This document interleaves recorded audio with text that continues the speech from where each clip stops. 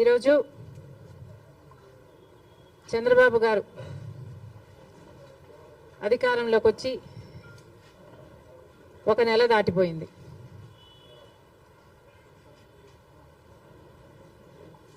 చంద్రబాబు గారు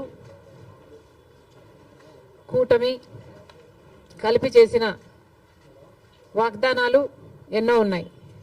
అందులో భాగంగా సూపర్ సిక్స్లో భాగంగా చంద్రబాబు గారు చేసిన వాగ్దానం మహిళలకు ఆర్టీసీ బస్సులలో ఫ్రీగా ప్రయాణం చేసే వెసులుబాటు. మరి చంద్రబాబు గారు నెల రోజులైనా ఈ చిన్న వాగ్దానాన్ని ఎందుకు నిలబెట్టుకోవడం లేదో సమాధానం చెప్పాల్సిన అవసరం ఉంది. ఎందుకంటే సూపర్ సిక్స్లో భాగంగా చంద్రబాబు గారు మహిళల కోసం చేసిన ఈ వాగ్దానం చాలా ప్రాముఖ్యమైంది. ఇది మంచి పథకం కాబట్టే అటు తెలంగాణలో ఇటు కర్ణాటకలో అమలు చేసిన ఈ పథకాన్ని చంద్రబాబు గారు కూడా సూపర్ సిక్స్లో భాగంగా చేర్చడం జరిగింది. మరి తెలంగాణ ప్రభుత్వం రేవంత్ రెడ్డి గారు కాంగ్రెస్ పార్టీ తరఫున ముఖ్యమంత్రి అయిన ప్రమాణ స్వీకారం చేసిన రెండో రోజే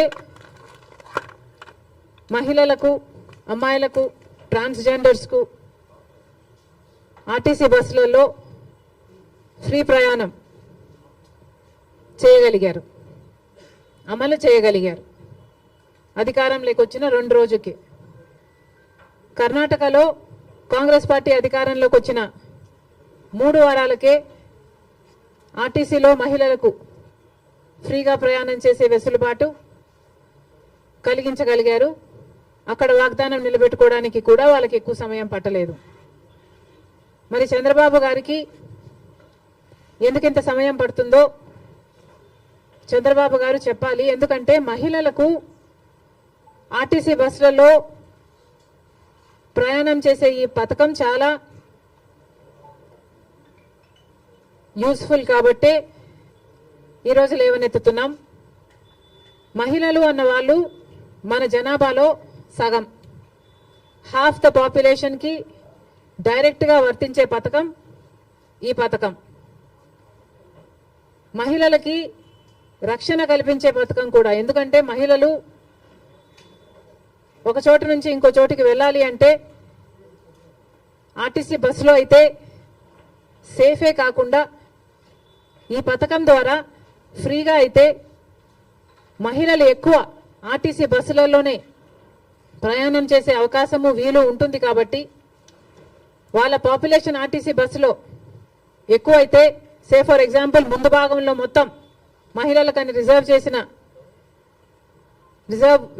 ఉంది కాబట్టి మహిళలు ఎక్కువ భాగం అయితే, మోస్ట్ ఆఫ్ ద బస్ మహిళలు అయితే వాళ్ళకు సెక్యూరిటీగా కూడా ఉంటుంది. కాబట్టి మహిళలకు పనికొచ్చే పథకం ఈ పథకం. మరి ఈ చిన్న పథకాన్ని అమలు చేయడానికి చంద్రబాబు గారికి ఇంత సమయం ఎందుకు పడుతుందో, దీంట్లో విధి విధానాలు ఏముంటాయో, పరిశీలించాల్సింది ఏముంటుందో మాకైతే అర్థం కావటం లేదు. ఎందుకంటే విధి విధానాలు దీంట్లో పరిశీలించి చేయాల్సింది ఏముంటుంది? మహిళలు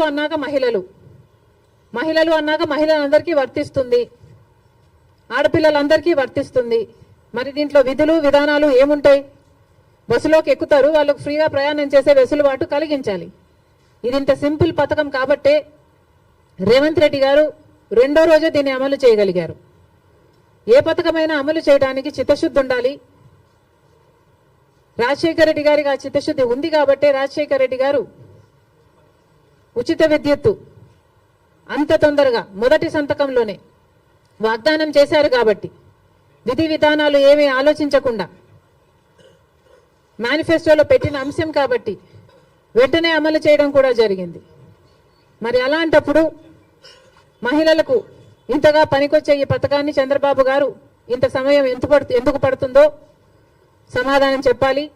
ఇవే కాకుండా చంద్రబాబు గారి సూపర్ 6లో మిగతా పథకాలకు కూడా చంద్రబాబు గారు వెంటనే అమలు చేయాలని డిమాండ్ చేస్తున్నాం. ఈరోజు కొత్తగా నిన్న చంద్రబాబు గారు ఇచ్చిన జియో ప్రకారము అమ్మకి వందనం అనే పథకం, అమ్మకి వందనం అనే పథకంలో చంద్రబాబు గారు వాగ్దానం చేసినప్పుడు ప్రతి తల్లికి ఎంతమంది బిడ్డలుంటే అంతమంది, ఒకరుంటే 15,000 వస్తుంది, ఇద్దరుంటే 30,000 వస్తుంది, ముగ్గురుంటే 45,000 వస్తుంది, నలుగురుంటే ఏకంగా 60,000 వస్తుంది అని చంద్రబాబు గారు ఊదరగొట్టి మరీ క్యాంపెయిన్ చేశారు. మరి ఈ స్కీమ్కు విధి విధానాలు ఎలా ఉంటాయి? చంద్రబాబు గారు నిన్న విడుదల చేసిన జీవోలో అయితే ప్రతి తల్లికి అని రాశారు. అంటే ఈ పథకం ప్రతి తల్లికి 15,000నా లేకపోతే ప్రతి బిడ్డకు 15,000నా? చాలా కన్ఫ్యూజింగ్ గా ఉంది.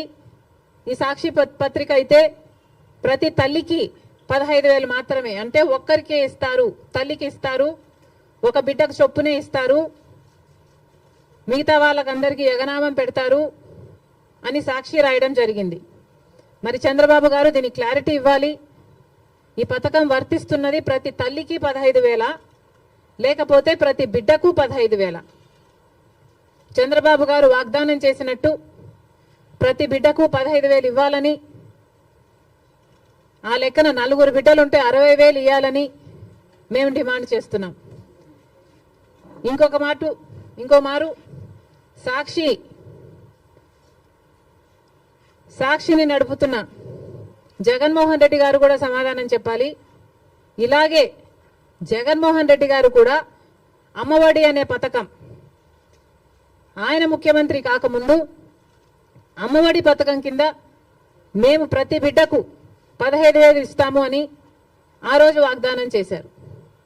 తర్వాత ముఖ్యమంత్రి అయ్యారు జగన్మోహన్ రెడ్డి గారు, ప్రతి బిడ్డకు 15,000 ఇవ్వలేదు, ఒక్క బిడ్డకు మాత్రమే. అంటే ప్రతి తల్లికి 15,000 అన్నట్టుగానే జగన్మోహన్ రెడ్డి గారు కూడా వ్యవహరించారు. మరి జగన్మోహన్ రెడ్డి గారికి ఆ వాగ్దానం గుర్తులేదేమో ఈరోజు చంద్రబాబు గారు గురించి రాస్తున్నారు. జగన్మోహన్ రెడ్డి గారు కూడా ఇదే వాగ్దానాన్ని ఇచ్చి మాట తప్పడం జరిగింది. తల్లికి 15,000 అని అనకుండా ఆ రోజు బిడ్డకు ఎంతమంది బిడ్డలుంటే అంతమంది బిడ్డలకు 15,000 ఇస్తాము అని తాను చెప్పడమే కాదు, జగన్మోహన్ రెడ్డి గారి తరఫున క్యాంపెయిన్ చేసిన నేను కూడా, నాతో కూడా అదే వాగ్దానమే చెప్పించారు. ఆ రోజుల్లో నేను కూడా జగన్మోహన్ రెడ్డి గారు ఈ పథకాన్ని అమలు చేస్తారు అని నమ్మి బాయ్ బాయ్ బాబు క్యాంపెయిన్లో నేను కూడా ప్రచారం చేయడం జరిగింది.